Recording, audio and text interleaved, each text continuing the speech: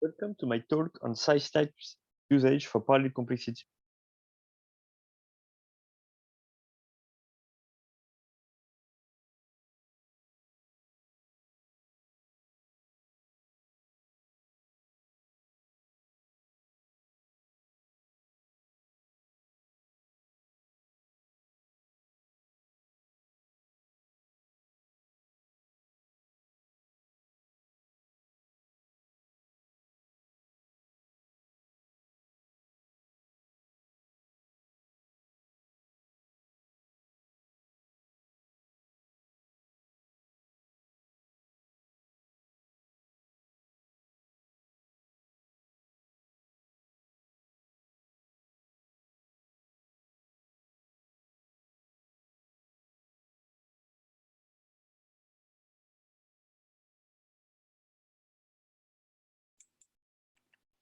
Hello?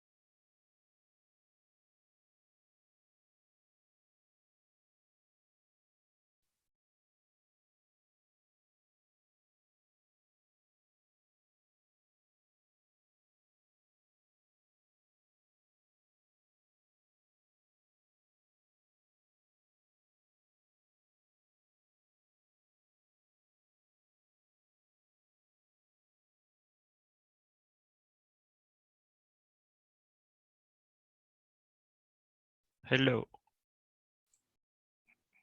Hi. Just a quick question. Alexis, Yes. do you know who is speaking, who's recorded the video of the authors of your paper?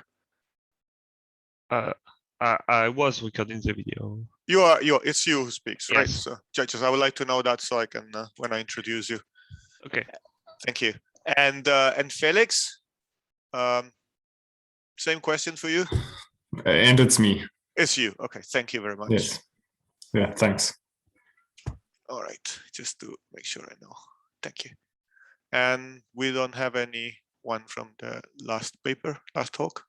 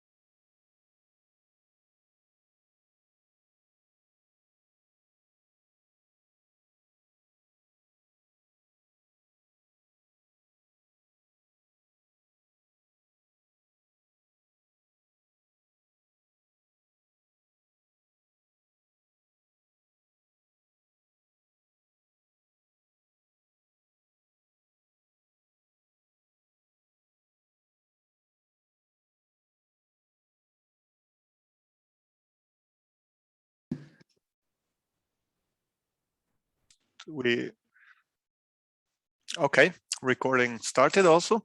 So welcome to the last session of Concur 2021.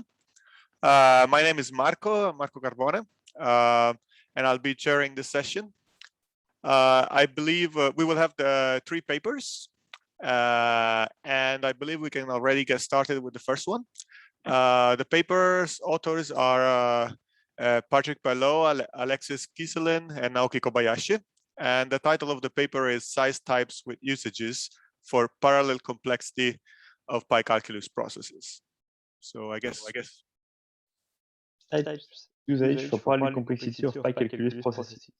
I am Alexis Gislin. In this joint work with Patrick Ballot and Naoki Kobayashi. In this work, we are interested in complexity by typing. So the goal is to obtain time complexity properties or bounds with a type system. Typical result for functional languages will be if you have a typing of a function from integers to integers, then for any input n, you can extract a bound on the computation time of t applied to n.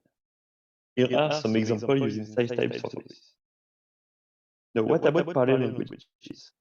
In a parallel language, we can define several notions of complexity. We have, for example, work, total complexity without any parallelism, or span that we will work on in the paper. This time complexity with maximal parallelism, as if we add an infinite number of processors.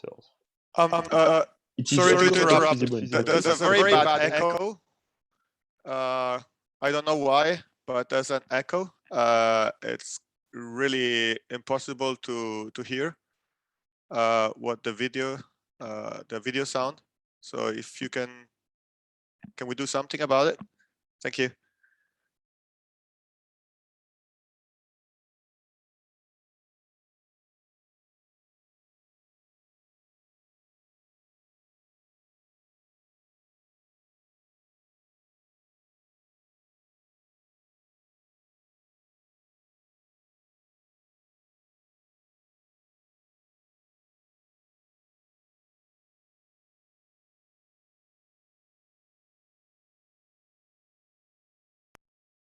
Welcome to my talk on size types usage for parallel complexity of Pi-calculus processes. I am Alexis Gislin, in this joint work with Patrick Ballot and Naoki Kobayashi. In this work, we are interested in complexity by typing. So the goal is to obtain time complexity properties or bounds with a type system. Typical result for functional languages will be if you have a typing of a function from integers to integers, then for any input n, you can extract a bound on the computation time of t applied to n. Here are some examples using size types for this. Now, what about parallel languages? In a parallel language, we can define several notions of complexity. We have, for example, work, total complexity without any parallelism, or span that we will work on in the paper. This time complexity with maximal parallelism, as if we add an infinite number of processors. It is of course not feasible in practice, but it has some theoretical interest. Indeed, a program can be evaluated this time with P processors, and this bound uses only work and span. So you can have some practical complexity bound using work and span. Recently, some work has been done on complexity analysis for parallel programs using, for example, session types or input-output size types in one of our previous work. We will work on the Pi-calculus because of its expressivity as the language for concurrent and parallel computation. Pi-calculus is a language with parallelism, communication with channels, and in which channels can send values and names of other channels. It has some dynamic aspects, for example, dynamic creation of new processes and dynamic creation of channels. And all in all, it is useful to study the occurrence of processes, and it is expressive enough to encode functional language in it. The base syntax of Pi-calculus is this one. So you have the empty process, parallel composition, dynamic creation of name, you can send the message E on the channel A, receive a message V on the channel A. This is the replicated version of this input, as if we had an infinite number of inputs in parallel. And the tick. which is the only source of complexity in our work. It has no semantic behavior, but it just add one to the complexity. As an example, you can take this process, which receive a name R, then use this name to receive an integer, and send the successor of this integer. As for the semantics of PyCalculus, the important one is this one. If you have an input and an output, then you can trigger the communication. So you send this message E here, so you have P where variables V are replaced by E, and then the continuation true here. We have the same thing for replicated input, and as I said before, as this should be an infinite number of input in parallel, stays on the right hand side of the reduction step. If you take back the previous example, we send B on A and 4 on B, at the end we have 5 sent to B, the successor of 4. Now let us define what is span in the PyCalculus with this notion of tick. Intuitively, we can reduce all ticks in parallel in one step. So this process has span 1. Sorry. Moreover, the zero-cost reduction should not harm the complexity. For example, on this process, you can first do this zero-cost reduction to obtain this. You have again a span equal to 1. Moreover, we need to take into account non-determinism of the PyCalculus. For this, we use some worst-case analysis. So we take the maximum of the pass. And for example, in this, the first pass is to first reduce this, then reduce this tick and continues as P0. So we have a complexity 1 plus the complexity of P0. And the second pass is to reduce this, then do this reduction, and continues as P1. And the complexity is 1 plus the complexity of P1. Finally, in PyCalculus, you have some kind of recursive behavior, and you can, for example, do this. Receive an integer n, and if n is greater than 0, you do recursive call on the predecessor of n. The span of this process should be linear in n, because those two calls are independent from each other. So we can do them totally in parallel. In order to define span, we use a previous definition on our paper, on our recent paper on input-output size types.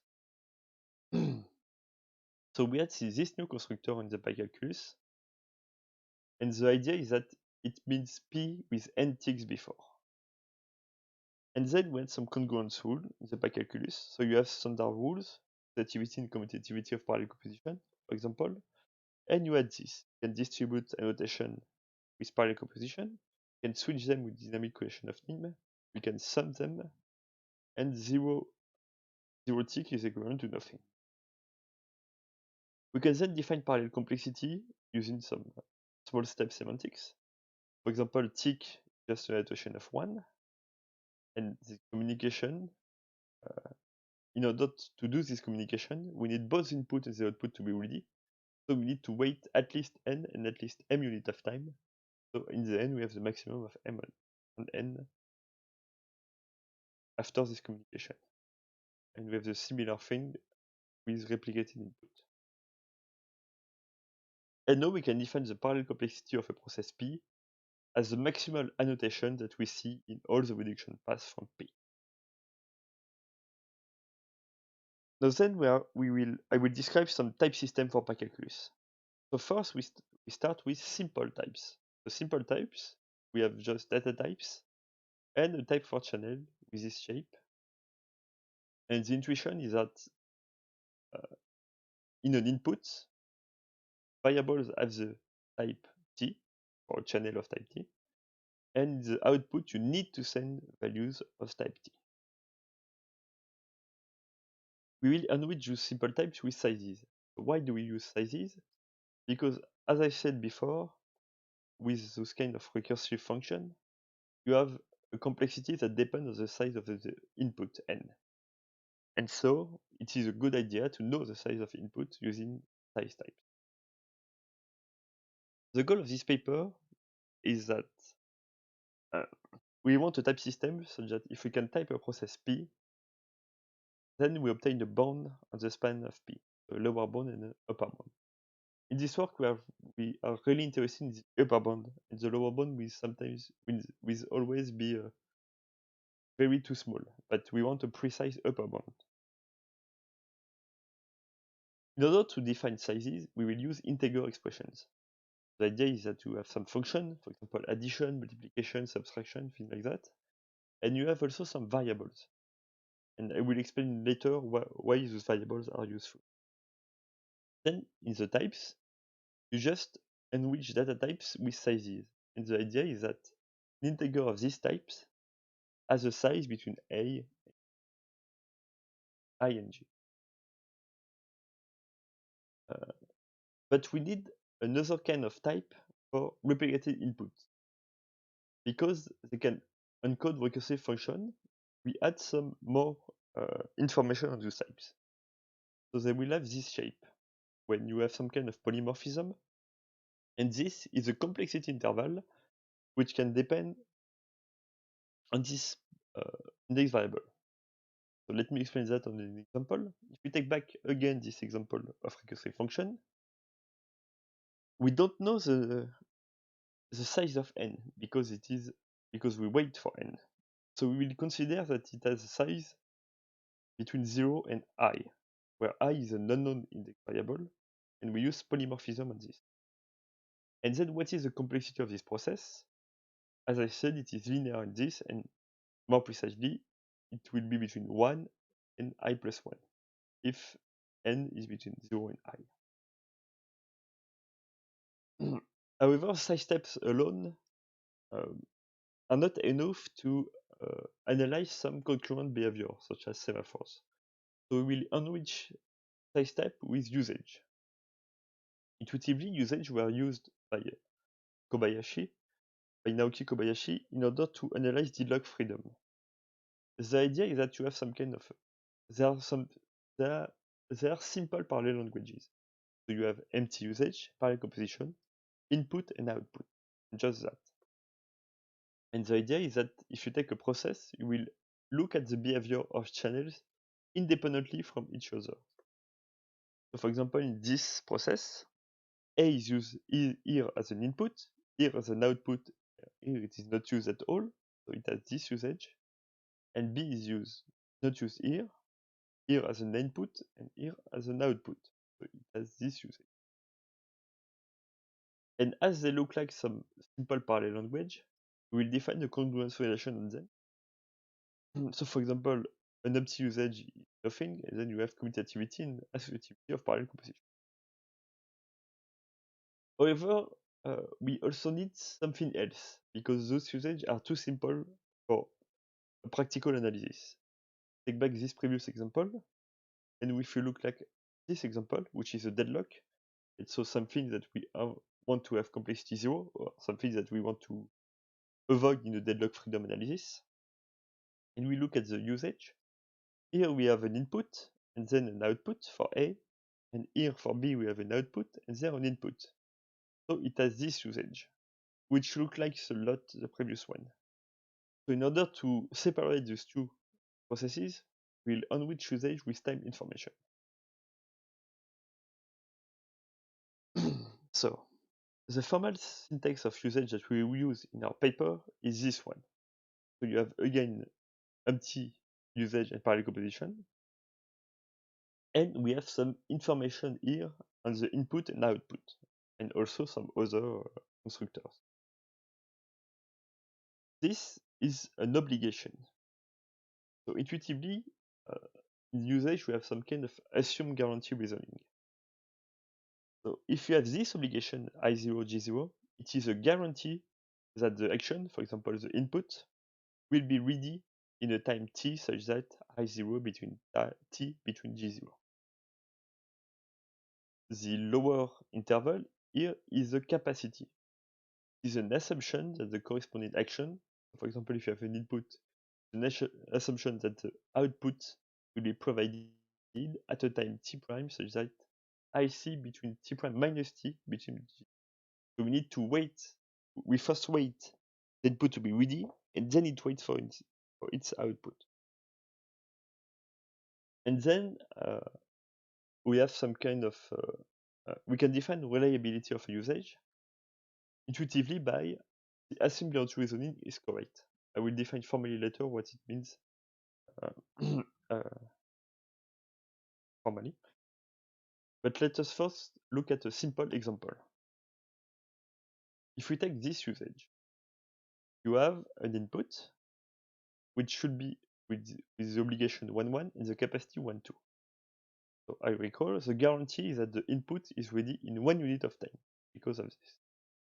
The assumption is that outputs should all be ready in the time interval 1 + 1, 1 + 2, which is equal to 2, 3.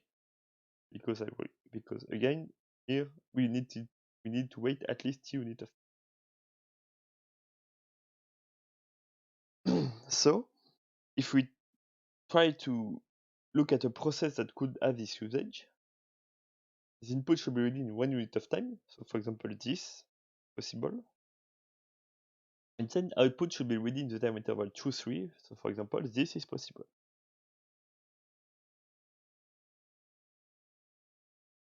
Now, as I said before, usage are some kind of simple parallel languages. And as any language, we'll define a semantics for them. This is because if we take back this previous example and we reduce it, so you trigger this communication between B here and B here, you obtain this. So the usage of A is still the same, but B has no usage 0.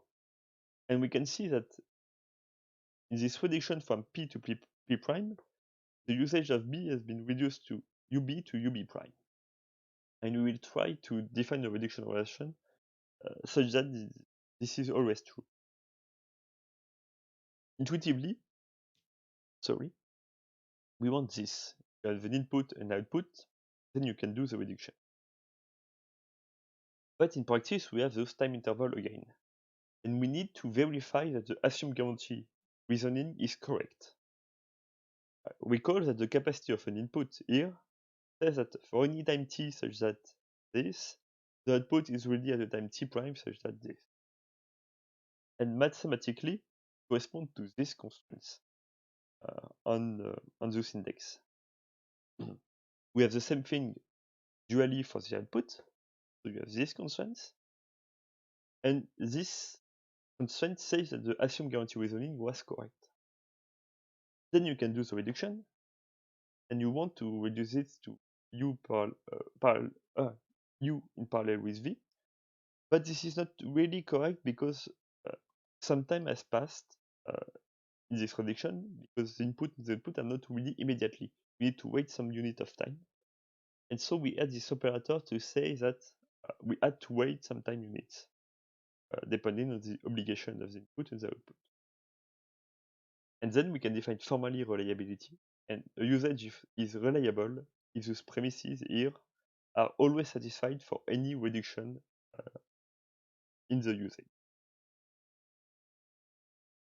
Now we can then give formally the syntax of our type system for span analysis.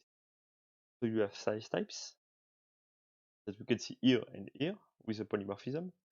And for channel, we add some usage. Let us now look at one simple type, one type rule for this system, the input. In order to type an input here, we need the channel to have an input behavior, an input usage. The time information, the obligation should be 0 because this channel is ready immediately.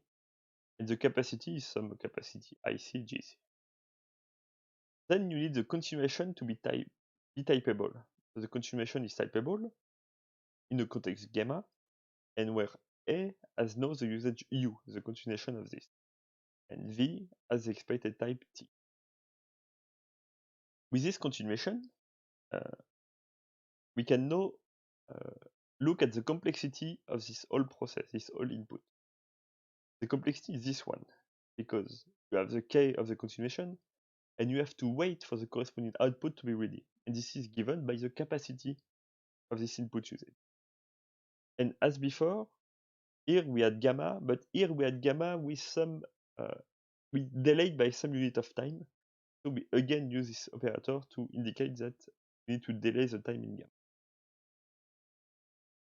In practice, we also have some subtyping because we need to be able to modify usage. We have flexibility on sizes, flexibility on complexity bounds, and things like that. The main theorem of our paper is this one, the subject reduction. If we have a type-in for P, which such that all usage are reliable, and P is reduced to Q, then we have a type-in for Q, and to do that, we only have to reduce one usage in gamma, by this. And from this, we obtain directly the main theorem that if we have a type-in for P with all usage in gamma reliable, then this is indeed a bound on the span of P.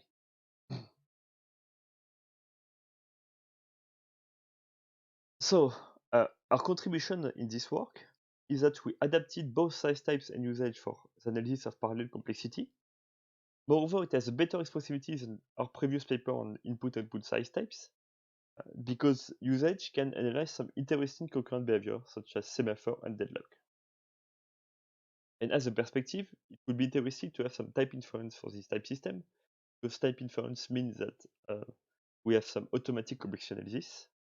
And to do that, we will need to reduce it to constraint satisfiability. And it should rely heavily on previous work on usage, because usage were already automatizable for deadlock freedom analysis. Thank you for your attention.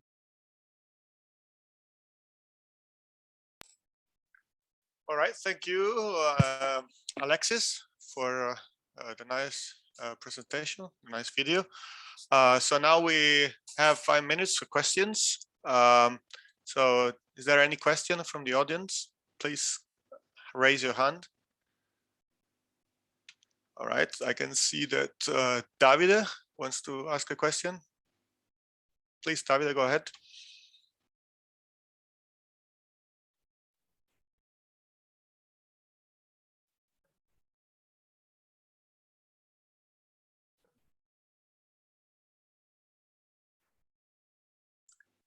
I cannot hear Davide.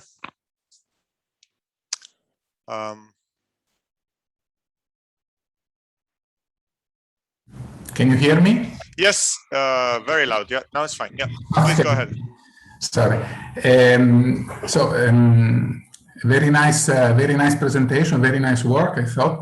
I was wondering if I understood correctly, your complexity is one in which you measure the number of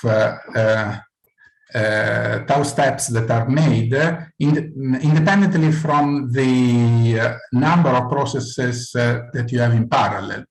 So if the complexity is n, then it means that after n steps you are done, and that's regardless of how many threads or processes you have in parallel.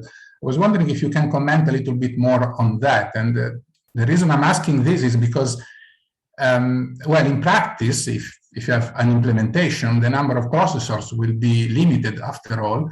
And this is, I thought, is particularly relevant for the PyCalculus, where really the main operator is parallel composition. So in a PyCalculus term, normally you keep spawning processes dynamically. And so the number of processes in parallel can grow very large. And I was wondering if your result at the end about you know, the n complexity might actually hide something about this the level of parallelism. Thanks. Okay, so so to answer this question, the idea is that we had a previous paper in which we present a type system for work analysis, and so if you have and also span analysis, but it was weaker than this one. And indeed, span alone is a bit weird because it does not take into account the number of processors.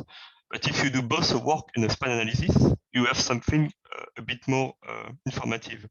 The idea is that you can look at the difference between the work in span, and with this you can estimate the number of processors that you need in order to reach the span. And a typical I mean, a practical example would be we would like work and span to not be too different from each other. For example, a constant span but an exponential work would be a very bad idea because it means that you kinda do all computation in parallel, but you have an exponential number of computations, so it should not be very good. But I mean, a more concrete example would be something like if you have both work and span polynomial, but span is at a lower degree, then you know that your that your program can be parallelizable, but it would only need normally a polynomial number of processors. In practice, we would like also to have something that can analyze the number of processors that we need, but for now we didn't manage to do that. So that's the only thing I can say about that. But span alone is is a bit inconvenient. It's better to work on both span and work to have some information. Thank you. All right, thank you. We still have 1 minute for one more question. We have time for one more question. There is a question in the Q&R. All right, thank you, Daniele. So Antonio is asking, do you know of significant examples that you can't type, but you would like to? What are the expressiveness limitations? Yes, so one thing is that as it relies on the deadlock on usage, there are some limitations on usage even for deadlock phenomenology. And we know there are some kind of examples that do not really work. For example, very complicated deadlock or very intricate way of using channels are not analyzable by deadlock in the original paper. In the same way, we are very bad at analyzing them. And so this is the kind of example. And we are pretty happy with how it works on how to say functional programs written in parallel in the calculus. But when you start having very complicated concurrent behaviors, it may fail to analyze them. So it will be a good way to maybe look at the recent work on usage, try to again adapt them to parallel complexity, and maybe still try to increase expressivity as they have done in the deadlock freedom analysis. All right, thank you, Alexis and Clap. And I think we can move to the next talk now. And so the next talk is going to be given by Felix Stutz. And the title of the paper is Generalizing Projection in Asynchronous Multi-Party Session Types. I guess the video can start now. Thank you. Hello, I'm Felix Stutz from Max Planck Institute for Software Systems, and today I will discuss how to verify asynchronous communication. This is joint work with my two supervisors, Damien Safri and Rupak Majumdar, as well as Madhavan Mugund from Chennai Mathematical Institute. To start with, let us consider the simple load balancing protocol, which can be read as follows. We start at the top, and in this first initial block of the protocol, the client C submits a task to the server. Then, the server can decide which branch to take by either sending the task to the worker W in the left branch or the worker U in the right branch. Then, the worker does some computation in the background and sends the result right back to the client C. After that, we can go back to the initial state and the whole procedure can start again. You can think of this as a global protocol specification. However, in a distributed setting, if we want to implement this protocol, we need local specifications for all the participants of the protocol. These can be represented by finite state machines. For instance, the client here can start in its initial state and send the task to the server, denoted by S!task. Subsequently, it can receive the result either from the worker W or the worker U, and then go back to its initial state via an epsilon transition. The other finite state machines work similarly, and altogether they constitute a communicating state machine, which we can think of as a candidate implementation. To be precise, we consider a point-to-point setting. So for every pair of participants, there's one channel for each direction, which is unbounded, reliable, and ordered by FIFO. So far, you have seen a global protocol specification and a candidate implementation for it. We can try to check that the candidate implementation indeed implements the global protocol specification. Let me walk you through this process in an almost synchronous setting. Intuitively, we let the communicating state machine run and then check whether there is a matching execution in the protocol specification. So to start with, we let the client send a task to the server, and this message is depicted by this dashed arrow. Then the server can receive the task, and this is exactly what is possible in the first part of the protocol. Then the protocol specifies that the server should be able to decide which branch to take. And to some extent, this is also modeled on the communicating state machine, because now the server can send the task either to the worker W or the worker U. We let it send to the worker W. And again, the worker receives the message right away, and this constitutes the first part of the left branch in the protocol. Then the worker sends the result to the client receives it, and this is exactly the second part of the left branch in the protocol. Now all the active participants can go back to their initial state via an epsilon transition, and this is exactly the same in the global protocol specification. So now you see, even though we only considered an almost synchronous setting and one execution, this can become quite cumbersome and tedious in an asynchronous setting. This is where the natural question arises whether we can't do better with an approach which is correct by construction. And this is exactly our goal. We want to obtain an efficient algorithm which, given a global protocol specification, yields local specifications that are correct by construction. This means two things to us. First, the global protocol and the interaction of the local specifications should have the same language, and the interaction of the local specifications should be deadlock-free. To achieve this, we consider approaches from the domain of multi-party session types. These apply the idea of projecting a global protocol specification onto each participant in order to obtain a local specification. To visualize this process, I have translated our load balancing protocol into a finite state machine which describes exactly the same protocol. Intuitively, if we project this onto the client C, we do only keep what is happening at the interface of the client. So for this first transition, we substitute it by an S!task, because the client sends a task to the server. For this second transition on the right, the client is not involved at all here, so we substitute it by an epsilon transition. We can proceed in a similar fashion for the remaining transitions and obtain the following finite state machine. Intuitively, these epsilon transitions introduce non-determinism, which was not present in the global protocol specification. And if we let the local specifications interact, this might lead to undesired behavior as like deadlocks or executions that were not specified in the global protocol specification. Therefore, when projecting, we need to check conditions in order to ensure correctness. This is why the projection operator is a partial operation. It may be undefined if these conditions fail.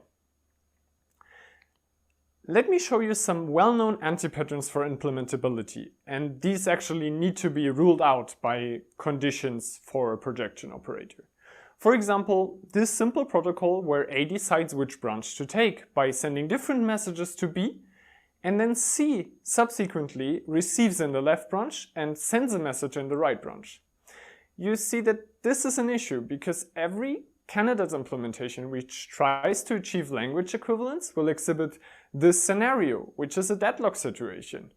So intuitively, a participant can never send and receive in the same state. But even if we change the direction of the message in the left branch, so C sends in both branches, because C is not involved in the choice and does not learn about it, C does not know which message to send and can only guess, and of course it can guess wrong.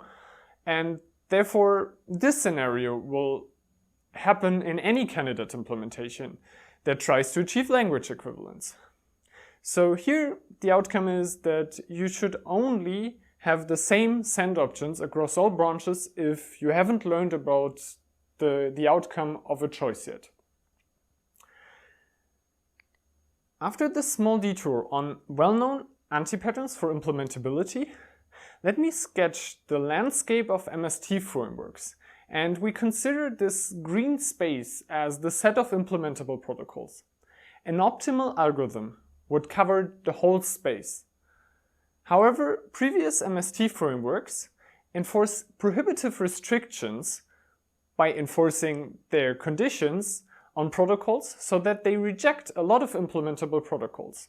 For example, a lot assume the directed choice, which means that if a participant branches, it can only send to the same receiver across all branches. This even rules out our simple load balancing protocol from the beginning. We waive a lot of these restrictions. For example, we allow to send to different receivers. But the feature which is actually harder to support is to allow to receive from different senders.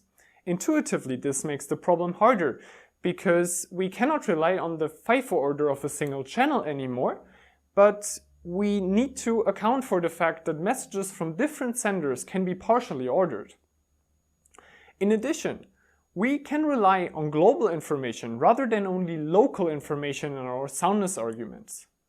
And this marks a shift in paradigm because previous MST frameworks do actually only rely on local information which is present in the projections and cannot use global information in their correctness arguments.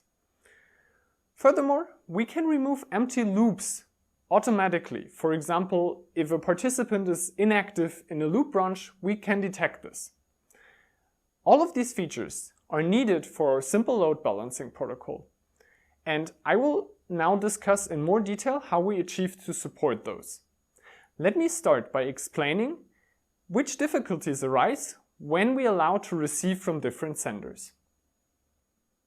For this, let us consider this protocol, which cannot be implemented by any candidate implementation. Here, A decides which branch to take. In the left branch, it first sends a message to B, then B sends a message to C, and subsequently A sends a message to C.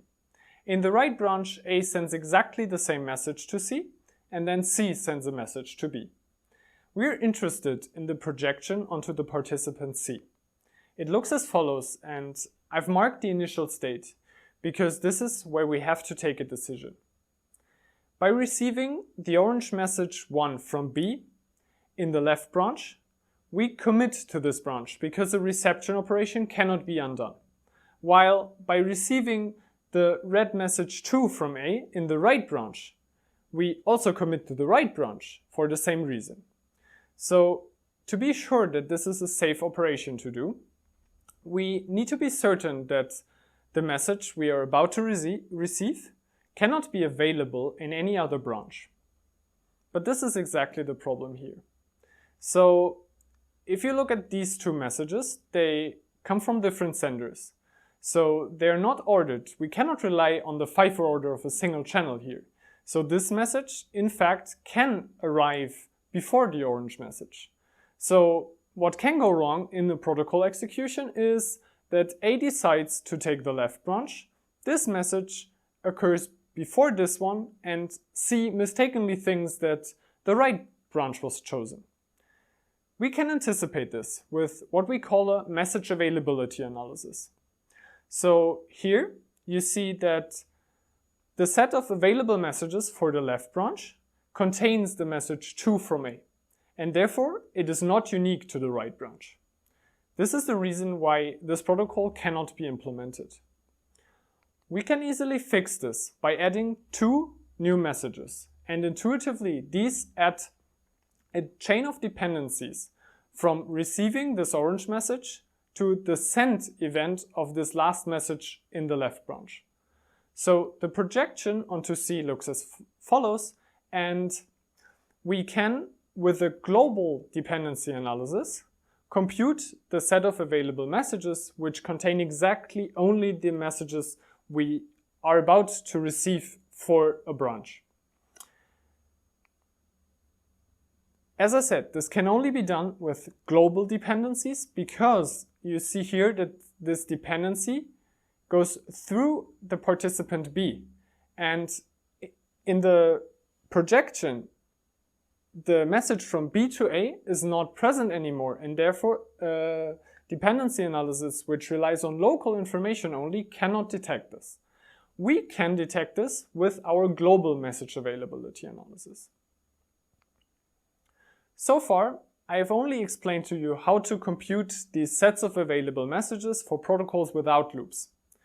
Fortunately, the situation for protocol with loops is easy because it suffices to consider one loop unfolding. This is due to the FIFO order of channels we consider, and that messages do not change over iterations of loops. So let us see that the load balancing protocol can actually only be projected and hence verified with a global message availability analysis. We consider the client C, and C is about to receive the result from W, and which is in the left branch. And we need to ensure that the client C cannot mistakenly receive a result from U.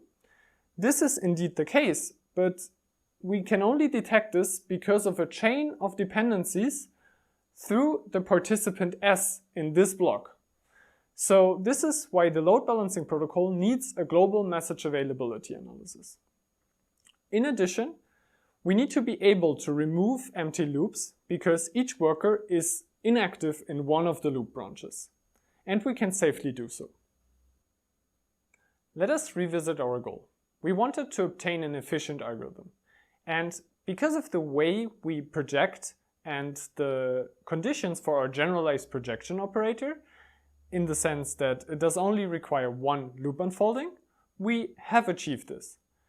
We also do, given a global protocol specification, yield local specifications. And along the way, I've given an intuition why these conditions are sound. However, I would like to go into more detail here, because interestingly, proof techniques from previous MST frameworks do not apply in our setting. But prior to that, let me clarify what is actually possible when implementing with communicating state machines. Let us consider this simple protocol without any branching.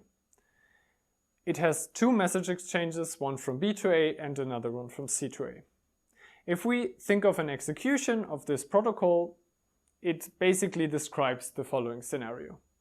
First, B sends a message to A, then A receives this message, then C sends a message to A, and A receives the message. However, some of these events, they are not related in any way. And any communicating state machine that actually admits this execution will also admit the following two executions. For instance, for the second one, we just swapped the two events in the middle because they do not depend on each other. We came up with a relation that captures exactly these scenarios, and we have proven that we can characterize those scenarios with it.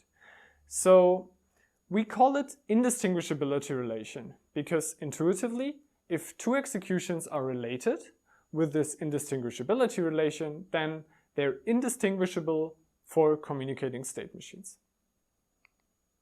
Equipped with this indistinguishability relation, we can be more precise which properties we can actually prove.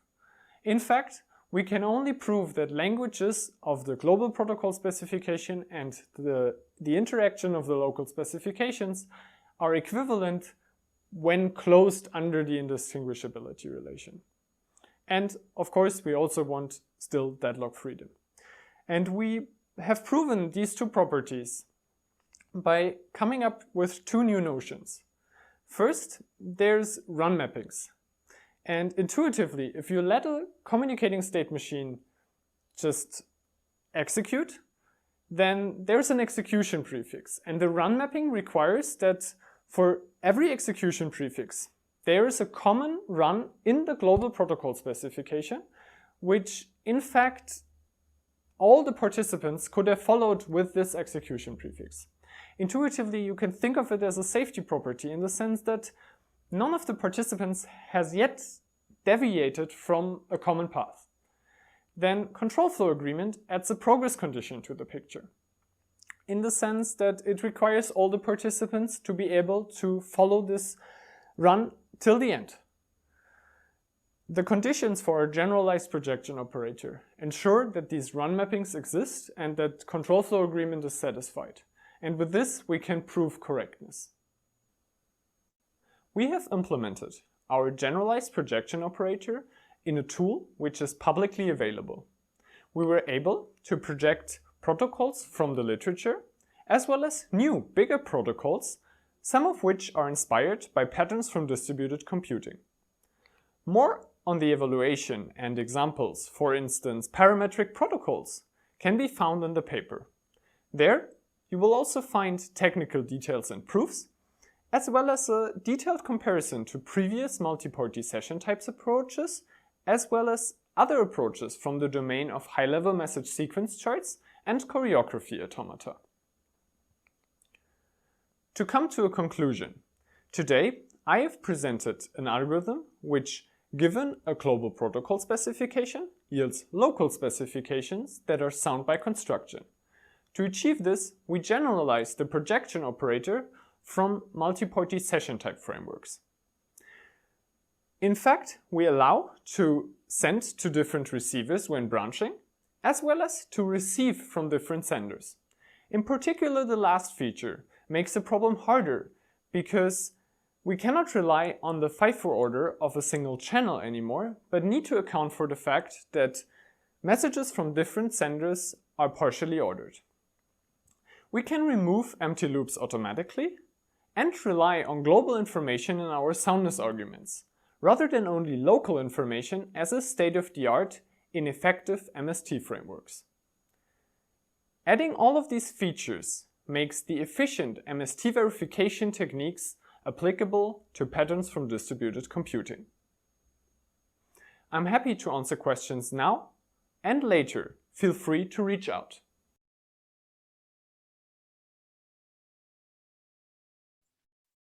All right, thank you very much, Felix. Very nice. I'm tempted now. I would like to read the paper. So yeah, I also have some questions, but we should maybe allow first the audience to start. So we have Javier. Would you like to start? Yeah. Please. Hi. I wanted to know if in your approach, there are many settings where the realizability problem is undecidable, right? So is this also the case in your setting? I guess so. Actually, I am not completely sure. I haven't found any result in the literature. I think you're referring to high-level message sequence charts approaches where, for example, you can have like events for the same process can be reordered. Like this is normally not the case in message in MST frameworks. So this is why I'm not completely sure whether it's undecidable. Yeah, that was my question, right? Yeah. So actually you are, so if your specification says that the messages coming from two different processes are read in a particular order, this is so? Yes. Okay. Yes, exactly. Like the type prescribes for every participant in which order to receive them, even though in the channels they could overtake each other. So kind of the problem is that they might overtake and therefore you can get confused, but you should still stick to the order. But that's actually one line of future work we are investigating, whether to get rid of this, at least to some extent, obviously not completely, because otherwise we run into undecidability directly. Yeah. Okay, thanks. Thanks. All right, there's one more question from Jorge in the question answer chat. So he's asking, do you have delegation in your types? No, we have not yet considered this for this. I mean, this is basically the first paper on this work, which I started when I started my PhD. So we're now investigating it further. And if you have a look at the paper, even like this version, because we came up with these new ideas for proofs and these notions, already took quite a lot of time to get right. But maybe the main question is, do you think it could be an obstacle? What do you think?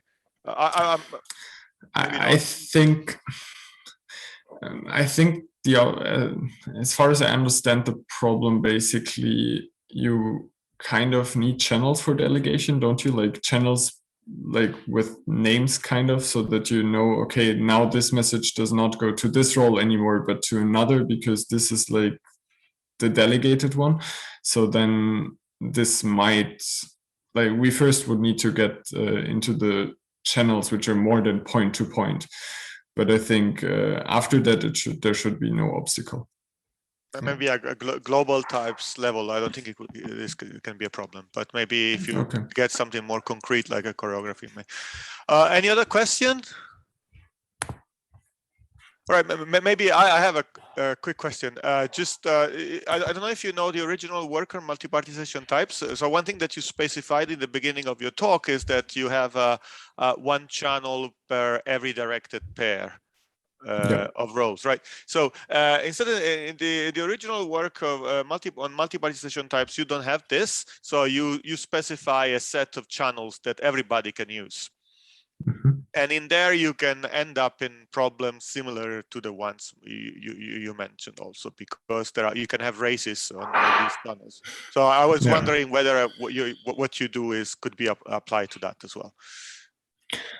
I think in general, the ideas can be applied, but they need to be like, we need to do some work, because the ideas mostly come from the domain of message sequence charts, and there we consider this point-to-point setting where you do not name channels and you cannot come up with channels even in new iterations or similar.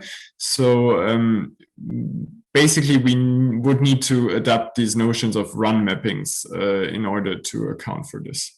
But this might be interesting. I will think about it in more detail. All right. Thank you very much, Felix. So I think now we are just running out of time. So we move to the last talk of the session. So Simon Fowler is going to give the talk, and the name of the paper is called Separating Sessions Smoothly. Hi, this is Simon Fowler from the University of Glasgow. Today, I'll be talking about how we've tightened the correspondence between session types and linear logic using ideas from hypersequent calculi. This is joint work with my colleagues Wen Cocker, Ornella Dada, Sam Lindley, and Garrett Morris. The simply typed lambda calculus is built on firm logical foundations. So the Curry-Howard correspondence tells us that propositions in logic can be thought of as types, proofs can be thought of as programs, and proof normalization can be thought of as evaluation. The correspondence with logic means that the simply typed lambda calculus is very well behaved, enjoying properties such as strong normalization. In the 90s, a line of work started by Abramsky considered whether there's a similar correspondence for concurrent computation. A landmark paper by Kairos and Fenning in 2010 demonstrated a logical basis for a process calculus with session types, which type communication protocols. Here, propositions can be thought of as session types, proofs can be thought of as processes, and cut elimination can be thought of as communication. Now, Kairos and Fenning work in the setting of intuitionistic linear logic. In 2012, Phil Wadler introduced CP, a session-type process calculus built around classical linear logic, and also GV, a session-type functional programming language inspired by the work of Gay and Vasconcelos. Unlike CP, GV has a distinction between the program that the user writes and the state that arises during execution. Now, so far I've mentioned session types in passing, but let's see some concrete ones.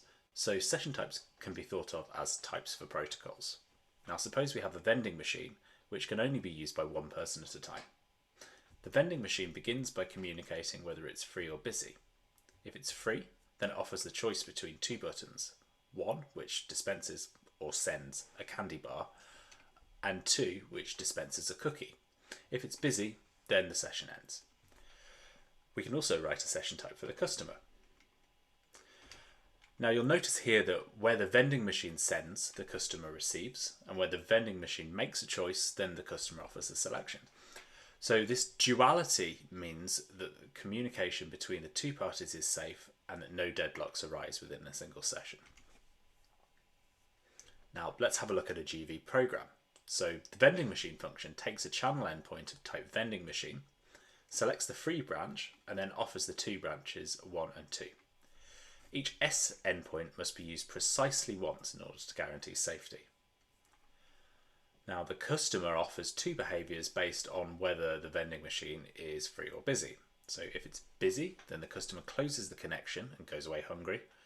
Otherwise, it selects button 2, receives a cookie, closes the connection, and then eats the cookie. So let's have a look at how we can run this program. So the fork construct spawns a thread which runs the vending machine function and returns a channel endpoint used to communicate with the vending machine.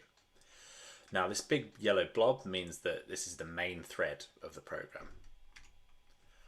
Now after evaluating the fork, our runtime state looks a bit like this. We have a name restriction which says that we have a channel with endpoints X and Y. The main thread gets endpoint Y and acts as the customer, and the child thread gets endpoint X and acts as the vending machine. At this point, select and offer constructs synchronize, which selects the free branch in the customer. Next, the customer selects button 2, which in turn causes the vending machine to vend a cookie, which is then received by the customer. Now, the channel is closed by the wait keyword, which garbage collects the name restriction and the child thread, and the cookie monster can finally eat his cookie. So Wadler's original paper showed a type-preserving translation from GV into CP. Later, Lindley and Morris showed a translation in the other direction, and by introducing the semantics for a tweet version of GV, showed that the translations were also semantics preserving. So in the rest of the talk, we'll concentrate on Lindley and Morris's version of GV. So GV relies on two typing judgments. The first ensures that terms are well typed, and this is what you'd write a type checker for. And the second is an extrinsic type system for runtime processes, and this is layered on to help us state invariants which let us prove properties about GV. So because of its correspondence with linear logic, GV is very well behaved. So as you'd expect, it satisfies the preservation property, which by extension ensures that every communication action is supported by a session type. In addition, GV also enjoys global progress, which means that there are no deadlocks and that the system doesn't get stuck. And finally, GV is deterministic and also strongly normalizing. Okay, so this paints a really nice picture. Two logically grounded calculi with strong correctness properties and tight correspondences. In that case, why am I talking to you today? To see why, let's have a bit more of a look at CP. So here's the CP interpretation of the classical linear logic cut rule. The process can be read as bind endpoint X in process P, endpoint Y in process Q, and run P and Q in parallel. So in order to get deadlock freedom, this glues together two PyCalculus constructs, so name restriction and parallel composition. The CP interpretation of the classical linear logic tensor rule is also a good example of this. So we can read this process as send endpoint Y along X, binding Y in P and X in Q, and then run P and Q in parallel. So ideally, we'd want to separate output and parallel composition constructs. Okay, so what? So we didn't see anything like this in the GV example. From a programming language perspective, why should CP's lack of modularity matter? So a large part of the problem lies in how GV proves deadlock freedom. So in particular, how we can reason about the tree structure that the fork construct gives us. So GV relies on an extrinsic type system for processes, which encodes the invariant that precisely one pair of endpoints is split over each parallel composition. The idea is that name restrictions introduce this S-sharp pseudotype inspired by the linear pi calculus, which is then eliminated by parallel composition. As a result, we get acyclicity and therefore deadlock freedom by construction. Although this is sufficient to show deadlock freedom, it's also very inflexible. So say we have two channels with endpoints x and x prime and y prime, and say configuration C contains x, D contains y, and E contains both x prime and y prime. We can begin by putting D and E in parallel, since we know the processes communicate over y and y prime. Then we can put C in parallel with that, since we know the processes communicate over x and x prime. We can then bind the endpoints using name restrictions, and we have a well-typed closed process. If we try and reassociate to the left, however, we run into problems. The issue is that C and D don't communicate, so we can't put them in parallel. Similarly, there's no way to join E to the rest of the configuration. Now, this makes the meta theory really unpleasant to work with. So in particular, we need a more complex preservation theorem, and every language extending GV must then either inherit this burden or give up on proving deadlock freedom altogether. There's also a really annoying problem with the correspondence between CP and GV, which stems from the fact that CP doesn't support a label transition semantics and therefore doesn't have a behavioural theory. So as an example, we can't write a transition rule for output since the right-hand side is not a CP process. To get a semantics preservation result, GV therefore needs to rely on weak explicit substitutions in order to show that beta reduction is preserved by the translation. Now, this changes the reductionist strategy of GV and clutters the language just to exhibit a correspondence. So, hypersequence, originally introduced by Avron in the 90s, are collections of logical sequence. They've already been used in type concurrency, for example by Carboni, Montesi and Schumann, who use them to give a logical grounding to choreographies. So in 2019, Coca, Montesi and Perissotti had the idea of using these collections of typing environments, called hyperenvironments, to register parallelism in CP typing judgments instead of in terms. So using hyperenvironments allowed them to pull apart the constructs in CP while maintaining deadlock freedom. So for example, by using hyperenvironments, we can split the CP cut rule into separate constructs for name restriction and parallel composition. So here, read bottom up, the name restriction rule introduces a hyperenvironment separator between environments gamma 1 and gamma 2, extending gamma 1 with endpoint x and gamma 2 with endpoint y. The rule for parallel composition then just makes trivial use of the parallelism that's already registered in the hyperenvironment. So the question we're asking in this work is whether we can use the same trick to solve some of the issues with GV, and because hypersequence CP has behavioural theory, whether we can now go and strengthen the logical correspondence. Well, the answer is yes. So our first contribution is hypersequent GV, or HGV, and its meta theory. In HGV, we follow exactly the same pattern as in HCP. So name restriction partitions a typing environment into two, adding an endpoint into each. The hyperenvironment separators are then used by the parallel composition rule. It turns out that just by doing this little tweak, we get a far better behaved calculus. And this is only done on the level of configurations. So term typing for GV and HGV is exactly the same. So for example, HGV can type the troublesome GV example we had earlier. So unlike before, C and D don't need to communicate. We just need to keep track of the fact that X and Y must be used in separate threads, which we do by inserting a hyperenvironment separator. We can do the same for E. Then we merge the two rightmost hyperenvironments and remove Y and Y prime in order to hide the channel behind a name restriction. And finally, we can do the same for X and X prime. And from here, we can show a very standard preservation theorem without needing to resort to a special treatment of structural congruence. So we can show that structural congruence is type preserving, we can embed structural congruence in the reduction relation, and then we can show a perfectly normal preservation theorem. However, proving progress requires a bit of thought. So although GV's requirement that each parallel composition splits a single channel is restrictive, it's also quite a powerful reasoning tool, and we can't use that in HGV. So instead, we introduce abstract process structures, which are graphs defined over hyperenvironments. The idea is that typing environments are nodes and pairs of endpoints are edges. So as an example, consider the hyperenvironment G on the right, which consists of 3 typing environments. Gamma 1 contains x and y, gamma 2 contains x prime and z, and gamma 3 contains y prime. So if we know that x and x prime, as well as y and y prime are conames, then we can construct the graph in the top right. So you'll also notice that the graph in the top right is a tree. So the typing and rules ensure that every hyperenvironment arising in the derivation of an HGV program is tree structured.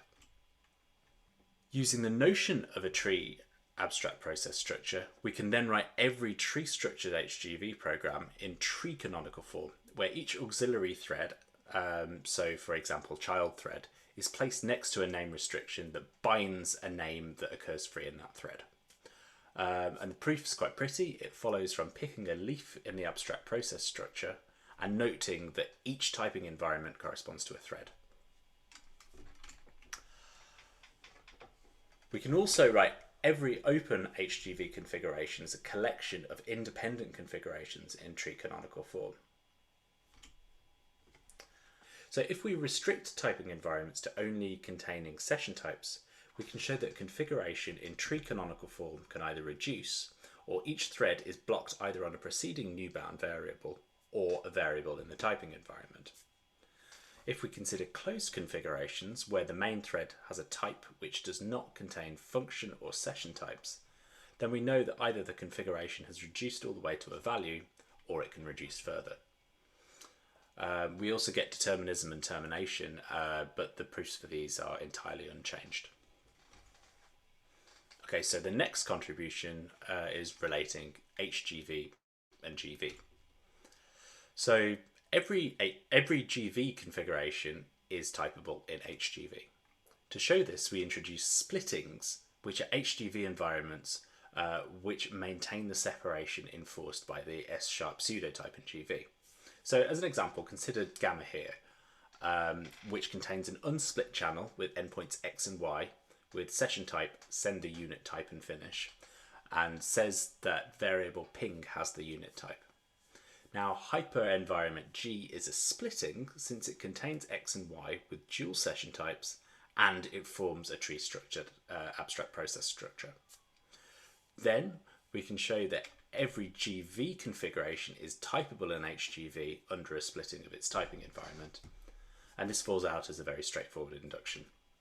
The same doesn't hold in the other direction, so as we've already seen, HGV types more processes than GV. However, HGV configurations in tree canonical form are typable in GV, and by extension that means that every HGV configuration typable under a single typing environment is equivalent to a configuration that's typable in GV. Now, a third contribution is HGV's relationship with linear logic. In this case, Cocker, Montesi and Perissotti's HCP calculus. We factor our translation through an intermediate subcalculus, HGV star, which has an explicit stratification between values and computations. Now, this allows us to separate out administrative reductions. We have 3 translations, one for values, one for terms, and one for configurations. I don't have time to go into the details of the translations here, but the idea is that the translations are parameterized by a result channel R. So whenever a value is available, we send a unit ping along R, followed by the value. Now we can see this in the translation of HGV typing judgments to HCP here, where the R channel has a type which sends a ping and then continues as a channel capable of transmitting the return value. To get correspondence results, we make essential use of HCP's behavioural theory, which is very similar to the usual label transition system for a pi calculus with internal mobility. However, we distinguish 3 different types of internal action. So alpha actions characterise renaming, so for example channel forwarding. Beta actions are communications, and then tau actions are either alpha or beta actions. So from here we can instantiate bisimilarity, saturated transitions and weak bisimilarity in the usual way. Now, instead of relying on weak explicit substitutions, HCP's behavioural theory allows us to get a much nicer treatment of substitution without needing to clutter HGV. So if we have a name restriction with endpoints W and W prime, where W is free in M, and where the translation of a value V sends the result along W prime, then we know that this is weakly bisimilar to the translation of M with V substituted for W. Now, using this, we can show a tight operational correspondence between an HGV configuration and its HCP translation. Now, translating in the other direction from HCP into HGV is trickier since we only use hyperenvironments in typing processes and not terms. So we don't split fork into spawn and new, for example, since this ends up being more trouble than it's worth. We can't get a direct translation, but what we can do is translate HCP to HGV if we go via CP. So we use Concur et al.'s disentanglement translation to translate HCP into CP. Then we use a small tweak on Lindley and Morris's translation to translate CP to GV. And then we've already shown that all processes typable in GV are typable in HGV. So we've now got the full translation. Okay, so to sum up. This paper is about the correspondence between session-typed functional programming and linear logic. Hyperenvironments have been really useful in the setting of CP in order to pull CP terms apart and therefore support a behavioural theory. So we've used hyperenvironments to fix GV's typing under structural congruence, and we've used HCP's LTS semantics to support a much stronger logical correspondence without needing to resort to explicit substitutions. In the paper, we also show how HGV can be easily extended to support flexible channel forwarding and exceptions. Now, our ultimate aim is to get a logically grounded foundation for functional programming with multi-party session types, and we think that HGV is an important step in that direction. Okay, that's everything I've got. Thank you very much for listening, and I'd be very happy to take any questions. Very well, thank you, Simon. Very nice talk and very nice work. So now we have 5 minutes for questions. So anyone from the audience?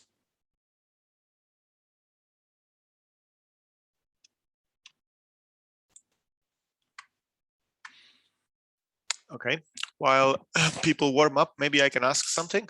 Can you say a little bit more maybe about so how does it if you do you mention multi-party session types, and what is multi-party GV, and how would that what would that mean to go with this hypersequence? So the main thing with multi-party GV is getting the deadlock freedom. So when you've got a multi-party session type system, you've got progress within that one session. And as soon as you bring in a second one, then you can get deadlocks which arise because of the interleavings. So what you would want with a multi-party GV is to kind of extend fork from being a binary construct into a kind of n-ary construct where it's kind of multi-fork really. And that's all fine. You can do the operational semantics and the standard kind of term typing for that. The difficulty comes in the meta theory really. And you then have to kind of generalize that GV S-sharp type to a kind of n-way S-sharp type, and it's horrible. It's really horrible. So, I mean, instead of trying to do that, we went and had a look at that hypersequent work. Brilliant work. It's done so much for the world of CP, and we wondered what it could do for the world of GV. And yeah, it solved a long-standing problem there, allowed us to get rid of the S-sharp type, and I think it's going to be the crucial ingredient in getting a meta theory right for multi-party GV. And then because you've then generalized that fork to a kind of n-way fork, that would mean that you would have kind of, much like in the multi-party CP work, you would then have the kind of deadlock freedom amongst multiple sessions, essentially by construction. I see. So you would also have to have a multi-party CP with a hypersequence. So that would be the work you were mentioning also. Okay, I understand. All right, sounds good. Any more questions from the audience? Yeah, there's a hand. Patrick, please go ahead. Hello, thank you for the nice talk. So maybe you mentioned it, but I missed it. But I wanted to understand which fragment of linear logic is used in your correspondence. Is it multiplicative, additive linear logic, or do you have use also for exponential modalities? Yeah, we use the multiplicative additive fragment. So the version of HCP that we use is it's the one that Wenkocker, Fabrizio Montesi, and Marco Carasotti did. And yeah, the particular fragment we're using is multiplicative additive. There has been work on CP using the exponential fragments, but we don't consider it in this particular work. I think, if I recall correctly, it allows you to get polymorphism if you do. And that was in the original CP work. So yeah, that's an extension that has been done already. We imagine it would probably work in the same way. And the changes that we've done probably wouldn't really interact with it in that way, but we've not considered it in the results that we've got in this particular paper. Okay, thank you very much. Thanks. Thank you, Simon. So there's one more question by Sylvia. I don't know, you've also written it, but maybe you want to say it, Sylvia? Unmute. Okay. Hello. Hi, Simon. Very interesting work. Good overview of existing work and the new advancement, and a very good presentation. So my question would be about cut elimination. So cut elimination in impressionistic logic is confluent. On the other hand, in classical logic, it is not confluent. You mentioned some deterministic part at the beginning, and further on, I didn't notice whether you mentioned some non-determinism or so. So the question is, how does this difference in cut elimination, is it reflected in your work? I might have to defer to Sam if he's around for a more detailed explanation of that. Mm-hmm. But I mean, just to give you a bit more of an analysis of the actual result that GV enjoys. We get in the concurrent fragment of GV, we get a diamond property, and this is established fairly straightforwardly just through linearity and knowing that you're not going to have overlapping translation. So I mean, if you do have diverging reductions, then they will be able to converge in one step. Now, in terms of the logic, Sam, if you were around and would like to add something, could Sam be promoted to panelist?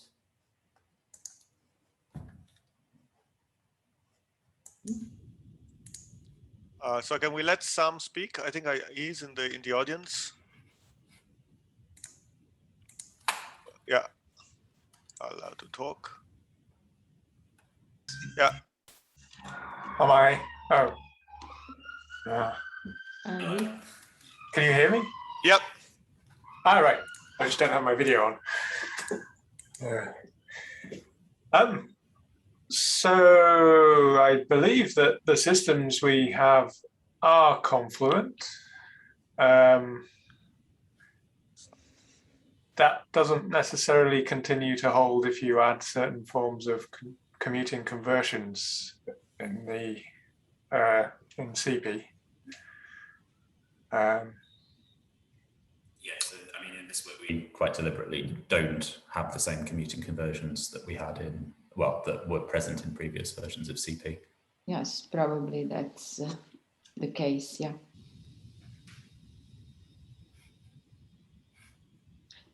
Yes. Anyway. All right, thank you. Yeah, Sylvia, do you want to say more? Yes, thank you.